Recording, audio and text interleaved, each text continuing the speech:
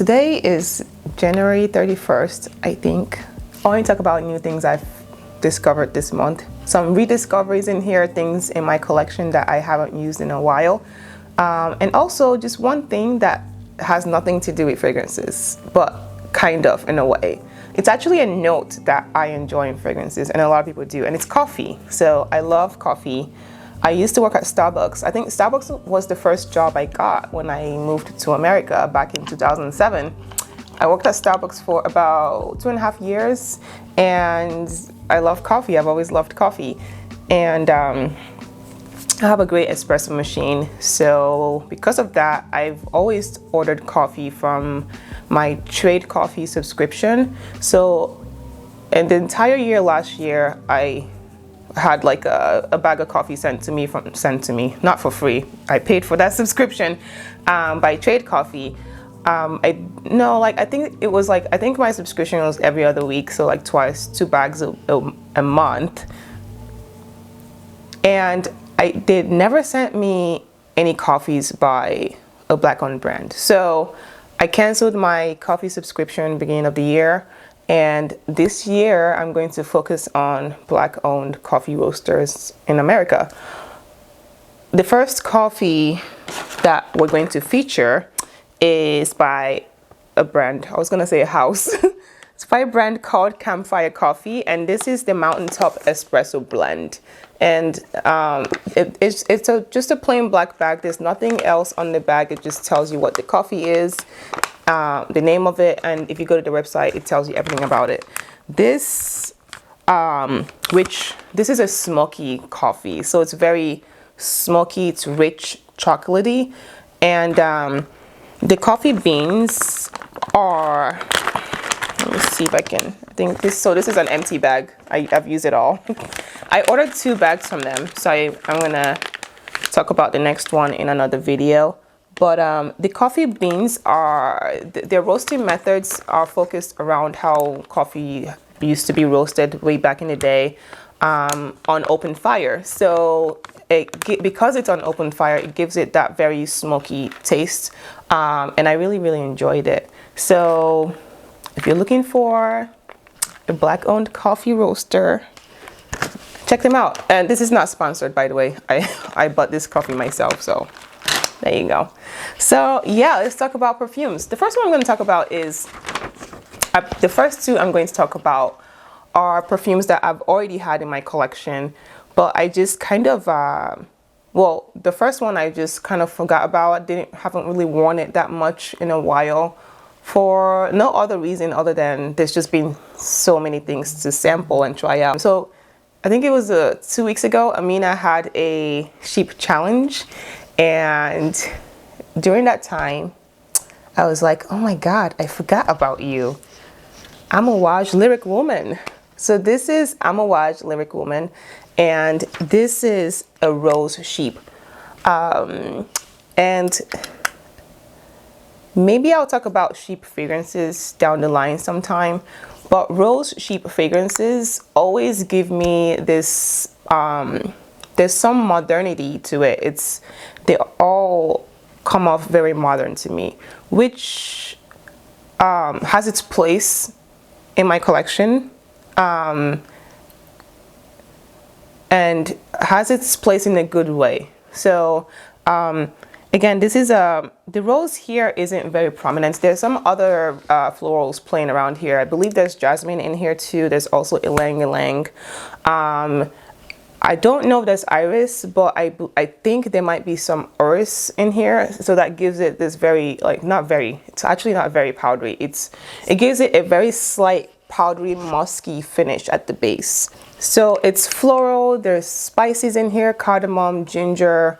There's also, obviously there's oak moss in here too, but this is a very nice one. And it's one that I actually, after I wore it that one day, I wore it several times after that. So, and this is the only Amouage I have. I've tried a few others which were nice, but this is the only one that I enjoyed enough to have one in my collection. But yeah, Amouage Lyric Woman. So the other one is a rose fragrance, and again, another rose fragrance, which is crazy to me because I struggle with rose. I think now I know what kind of rose fragrances I like, and this is one that I've had several. I had several decants before I got this, and I've had this for quite some time now, actually.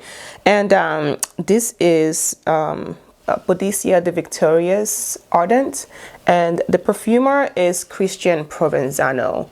And Christian actually has done a few other fragrances that I really enjoy by Boadicea the Victorious. And he also has his own line, which I do need to try a few things from that. So Ardent is a woody rose fragrance. It is rose with everything else that comes with the rose. So the green stems, everything, all mushed together. There's also a slight waxiness to it. I believe there might be beeswax or maybe honey, and a nice amber accord at the base. So, and actually there's oud listed in here, which I don't really smell any thing. I wouldn't say this is like a rose oud fragrance. I think the oud is probably just helping everything else out here. And this has been compared to Noir de Noir quite a bit. I have tried Noir de Noir in the past, and I've tried it more recently. I prefer, I don't know what came out first or whatever, but I do prefer this one because it's not as dark as Noir de Noir, and to me, it's more refined. And when it comes to fragrances, I prefer things that are more refined versus like beast mode. So yeah, so this is Ardent by Boadicea the Victorious. I love the bottle, look at that. And then the cap has the same detail. The cap is pretty heavy too, so nice bottle. And on the back, it's got the name on the back too. Yeah. All right, so the next one is actually a new one in my collection, and this is by Olympic Orchids, and this one is called Woodcut. The perfumer is Ellen Covey, and this is a woody green fragrance. So I think that initially, a lot of times when I smell cedarwood, it comes off like sometimes it comes off like vetiver. So initially when I first smelled this, I was like, ooh, vetiver and, you know, green wood. So I don't know if there's vetiver in here. I didn't see it in the note breakdown, but there is, it smells like cutting down trees. And also if you go to like a home improvement store where you buy like pieces of wood, here we have Home Depot. If you walk by the wood section, I don't know, there's a certain piece of wood that's usually like wet to the touch. When you touch it, it's like I don't think it's not cured. I completely clueless about this whole thing, but when you touch them, they feel wet, and they also look a little green. That's what this smells like. It smells like freshly cut wood, probably after it's rained too. So it smells like wet cut fresh wood. It's also a little smoky too, and slightly sweet. Something almost like a burnt caramel sweetness to it. Not too sweet, but like a burnt salted caramel sweetness here, which reminds me, and I know I've been talking about Immortelle quite a bit too recently. It does remind me of Immortelle flower, but I don't know. I don't think it wasn't in a note breakdown, but then again, also it could be in here. You know, they don't always tell you what's in a perfume. But yeah, this is a beautiful scent. Green, woody, smoky, slightly sweet perfume, and I love it. The next one I'm going to talk about is from a house that I really, really love, and this is by Stora Skuggan, and this one is called, I was going to say Moon Milk. This one is called Thumbsucker. And this is their newest one. I believe this came out last month in December of 2020.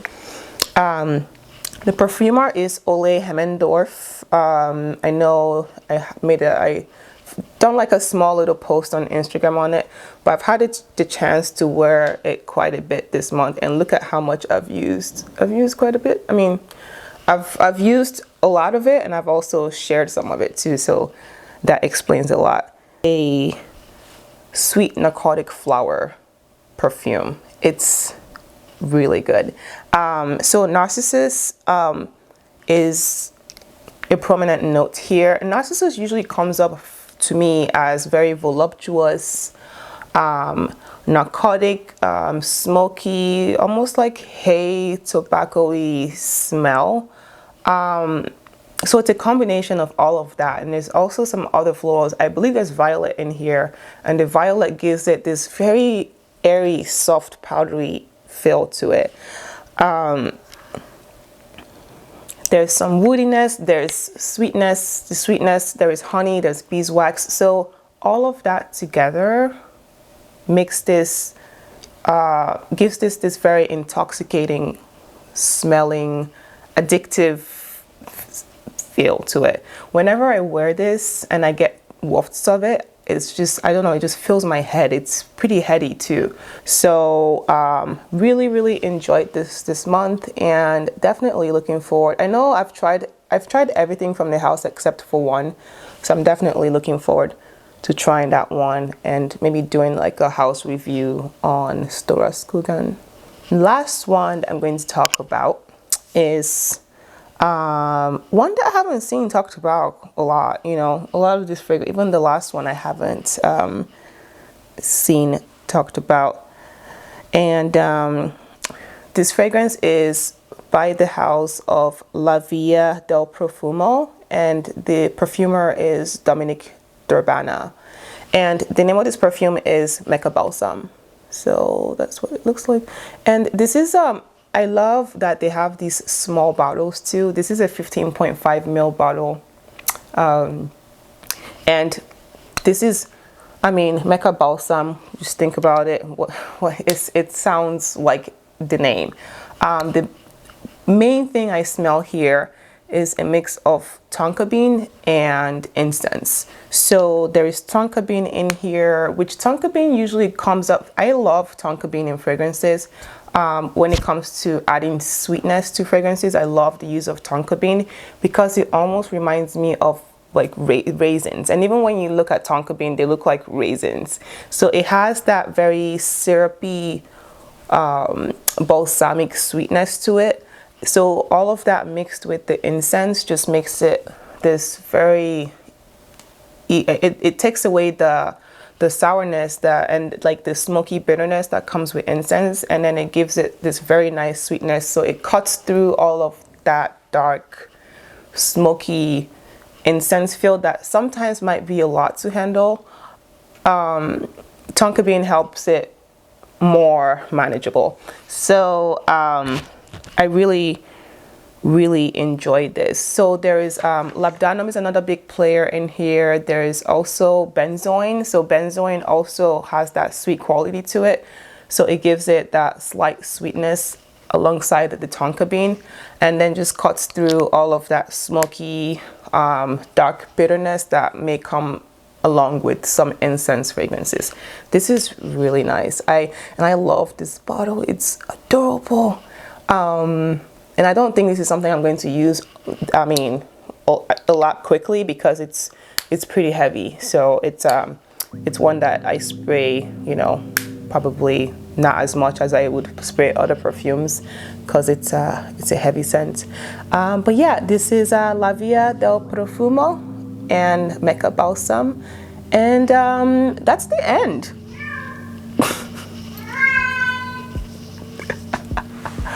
That's the end.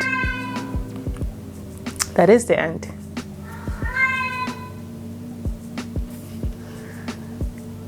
Are you done?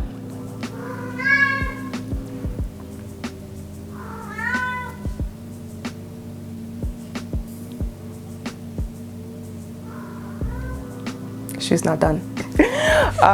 That's the end. Let me know if you've tried any of these fragrances, and let me know if you're a coffee lover too, because, and it's just funny that none of these scents have like a coffee note in it, but it doesn't matter. Let me know if you love coffee, and if you know of any Black-owned coffee roasters that you recommend, because I have a few lined up that I am going to order next from. I usually, because I like my coffee roasted fresh, I don't like to order like 10 bags at once. I like to order it close to when I'm running low, just so I can get like a fresh bag, and I store them in the freezer. So but I have one bag left from the same company, Campfire Coffee, and then after that I'm going to order from another company that or another roaster that I heard about just from my research. But yes, if you've tried any of these fragrances, let me know what you think about them. Let me know if you like them, and let me know what you've enjoyed this month of January. Thank you so much for joining me again, and I will talk to you soon. Bye.